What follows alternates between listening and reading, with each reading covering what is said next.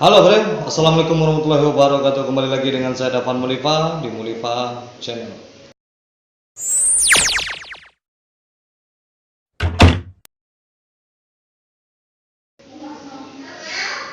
Oke, kali ini saya sedang berada di sebuah tempat dan seseorang yang sangat cantik sekali.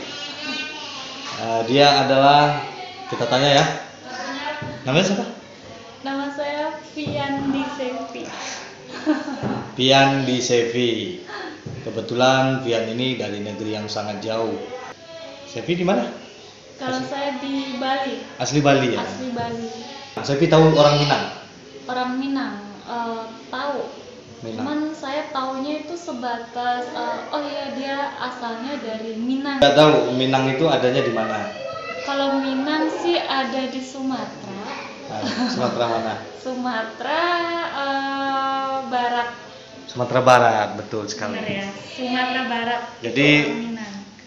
Orang Minang itu pernah sering didengar sama Sevi itu identik sebagai orang apa? Orang Padang. Ya, Iya, Padang. orang Padang. Yang Padang itu sendiri itu sebenarnya nama kota dari Sumatera Barat. Dan orang Minang ada di dalam Sumatera Barat itu. Jadi tidak semua orang Padang itu adalah orang Minang. Jadi Padang itu sebuah kota. Jadi itu banyak kesalahan penyebutan. Banyak dari kita itu orang Minang itu disebut orang Padang. Padahal nggak semuanya. Di situ ada Nias. Di situ mungkin ada suku Nias. Ada banyak. Kadang-kadang bukan orang Minang semua. Jadi kita menyebutkan diri kita itu adalah orang Minang. Orang Minang. Orang Minang ya? Apa kabar? Saya orang Jawa. Misi ya? Seperti biasa diganggu sama Beloy. Beloy ini best camp 16 punya. Jangan lupa di subscribe juga tuh. Oke. Oke, Nah, kita lanjut lagi nih. lanjut Cuman lagi. yang aku menarik tadi itu orang Minang itu ada di Padang. Kenapa kok kayaknya dari tadi kalau seandainya lebih diutamakan tuh sebutan untuk seluruh orang yang ada di Sumatera itu, Sumatera Barat ya, itu adalah orang Minang. Kenapa nggak nyebutin suku lain gitu? Ya, Kenapa karena- Minang gitu? Karena Minang ini dulunya pernah digabungkan dalam Melayu, disebutnya suku Melayu. Padahal dalam sejarahnya Minang itu sendiri lebih tua dari Melayu. Minang lebih tua dari Melayu. Nah, ini sejarah yang mungkin sedikit orang tahu. Penyebutan nama Minang itu sebelum Melayu itu ada. Sedangkan ketika di ekspedisi Pamalayu yang dilakukan oleh Tribuana Warman kalau nggak salah ya, itu disebut ekspedisi Pamalayu. Nah, itu ketika dia berada di Minang. Minang itu artinya Minangatampuan awalnya. Iya. Dua mata air yang bertemu. Nah, itu lebih tua. Jadi ketika penyebutan Melayu itu sendiri berawal dari ekspedisi Pamalayu namanya. Nah, ketika itu Minangatampuan sudah ada.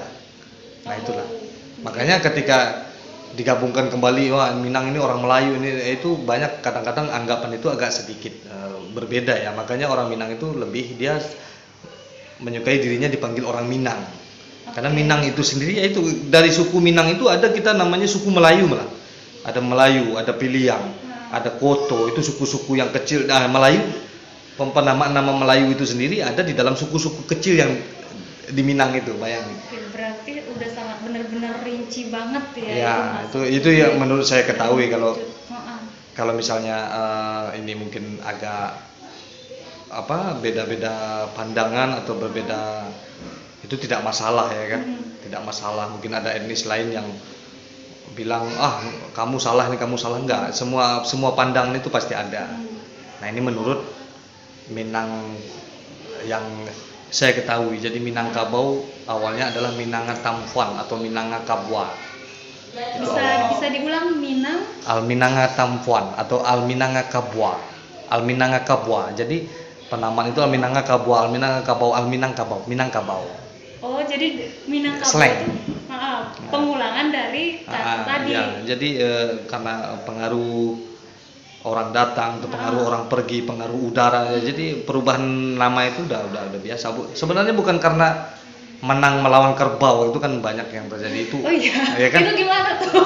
Menang Iya bener ya. menang melawan kerbau itu agak kurang Minangkabau. Ya, Minangkabau. Iya. Kerbau. Kenapa penamaan Minangkabau itu diidentikan dengan waktu penjajahan Singasari datang ke Minang, sedangkan Singasari waktu menjajah Minang itu kerajaan Damasraya yang dijajah waktu itu. Itu Damasraya itu sendiri sudah berada di Minang, sudah Minang gitu loh. Oh, gitu. Jadi Minang itu adanya di zaman awalnya berada di zaman Iskandar Zulkarnain, atau disebut juga sama orang Amerika The Great Alexander Zulkarnain. Alexander Zulkarnain. Ngeri kan? Nah itu banyak yang nggak mengetahui.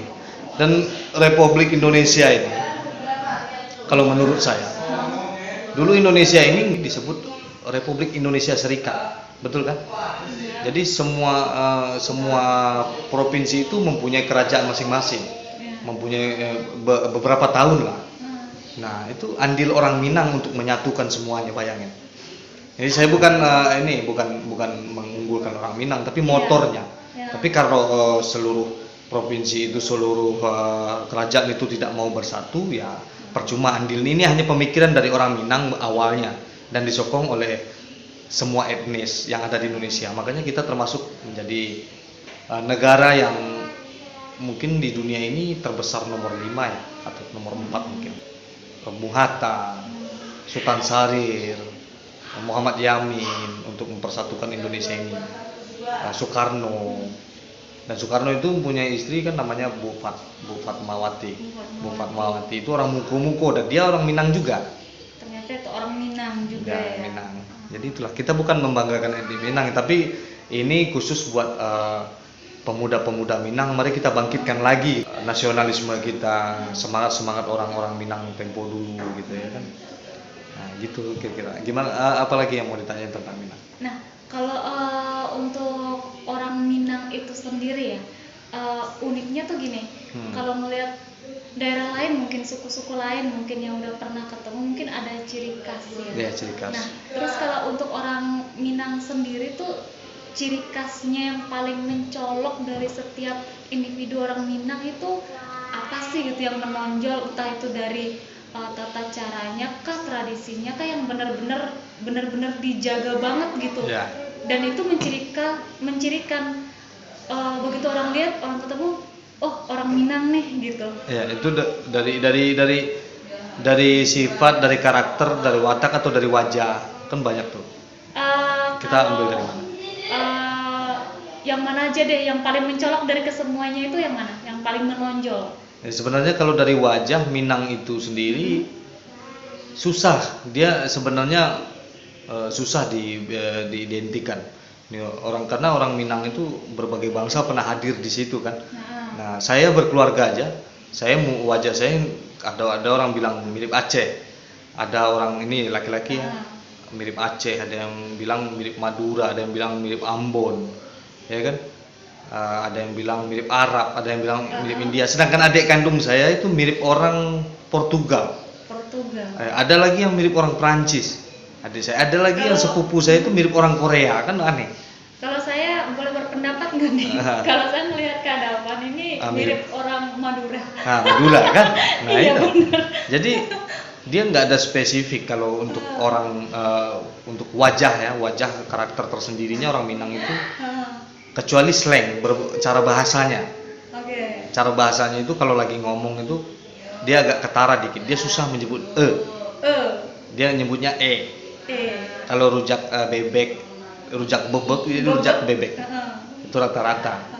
Tapi kalau untuk karakter laki-laki atau perempuan itu, orang Minang itu kalau untuk perempuan ya, perempuan itu kita menganggap perempuan Minang itu ratu. Ya, ratu. Dia perempuan di Minang itu kita lebih meninggikan perempuan Minang, makanya dibilang raja kita itu Bundo Kanduang. Tapi sebenarnya itu simbol. Bundo Kanduang itu berajalah kalian ke ibu kalian, atau berajalah kepada wanita. Wanita itu tidak boleh disepelekan. Makanya orang ya itu uniknya. Satu-satunya provinsi di Indonesia ini yang meletakkan wanita tertinggi hanya Minangkabau. Ya, hanya orang Minang. Karena coba kalau misalnya ini buruknya ya, kalau seseorang bercerai, yang turun dari rumah itu laki-laki. Kalau di Minang ya? Di Minang, perempuan ada di atas rumah itu. Nah, Oke, berarti seluruh hak dari setelah perceraian kah atau seluruh hak itu benar-benar jatuhnya ke perempuan, Perempuan. ya pihak wanita ya, Ya. benar-benar. Tapi itu sebenarnya bukan itu hanya pemelihara. Itu bukan nasab, bukan itu warisan. Warisan sebenarnya terbagi dua kalau di Minang itu ada harato tuo namanya, Tuo. dan harato jari. Jadi harato tuo itu turun temurun dipegang oleh wanita, hanya dipegang. Hanya dipegang, Nah, dikelola juga. dikelola oleh saudara laki-laki, tapi saudara laki-laki ini tidak bisa memperjualbelikan, itu kehebatannya kan. Jadi ada sinkronisasi. Oke, bisa diulang kalau yang tadi itu antara laki-laki sama perempuan. Kalau laki-laki ini nggak punya hak untuk memperjualbelikan. Nggak punya, kecuali harato jari atau harato jari lah, bukan pusako tinggi namanya, atau pusako jari. Pusako tinggi itu hanya turun temurun keponakan perempuan. Perempuan. Berarti perempuan di Minang kalau seandainya punya warisan gitu ya, itu berhak diperjualbelikan nggak sih Enggak, maksudnya? dia hanya memegang, Enggak ya? makanya enggak. Hanya memegang Dan dikelola oleh laki-laki. laki-laki. Laki-laki hanya bisa mengelola, dan itu atas seizin si wanita. Sebenarnya itu bukan warisan. Bukan warisan, berarti di situ istilahnya kalau seandainya bukan warisan, kenapa kok perempuan ini megang, boleh dikelola oleh laki-laki, tetapi secara turun-menurun kan? Ya, secara turun-temurun. Ya itu disebut pusako tinggi, dia nggak bisa diperjualbelikan. Dia hanya boleh dikelola terus. Berarti anak cucu dari orang Minang ini istilahnya udah punya jaminan berarti ya? Iya, untuk perempuan. Untuk perempuan? Ya, makanya laki-laki itu disuruh merantau kalau ini misalnya hartanya kecil, misalnya di kampung pusako tingginya kecil dan dia lebih banyak perempuan. Nah itu laki-laki mau mengelola apa gitu, paling yang mengelola nanti suami dari si perempuan itu. Makanya rata-rata orang laki-laki di Minang itu, nah ini karakter laki-laki Minang itu yang paling gampang kita temui itu dia hobi merantau. Hobi merantau. Ya emang diharuskan merantau karena ada kayak tuntutan tersendiri itu, kalau belum merantau itu belum dianggap laki-laki di Minang. Nah terus gimana tuh, ada batasan-batasan usia nggak sih kalau untuk kapan sih waktunya laki-laki Minang itu harus merantau, atau emang nggak apa-apa deh kamu ikut aja gitu untuk merantau asal-asalan atau gimana? Enggak, laki-laki Minang itu emang dia punya naluri merantau gitu. Jadi misalnya ketika dia pengen merantau, dia akan terpanggil sendiri untuk merantau. Dia akan merasa malu lama-lama hidup di kampung gitu. Dan dia merasa pengen merantau. Jadi ada pepatahnya itu yang karatau madang di ulu, babu ngobalun babuah balun, atau babuah balun babu ngobalun. Translate artinya? Artinya merantaulah bujang dahulu, di kampung berguna belum gitu. Jadi belum, kalau kita belum ada gunanya di kampung ya harus merantau dulu. Buat apa kita di kampung itu? Nah laki-laki di Minang itu kalau di kampung itu dia hanya untuk ketika dia membangun kampungnya. Membangun kampung itu berarti ketika setelah merantau sukses lah istilahnya, membawa hasil, pulang lagi untuk